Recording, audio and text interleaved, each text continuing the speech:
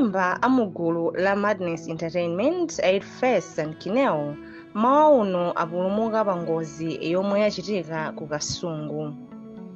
Mmodzi mwa omwe amayendetsa ntchito za gululi review wasema wati ngozi yachitika cha 7 mawa uno pamalo otchedwa Mtondo.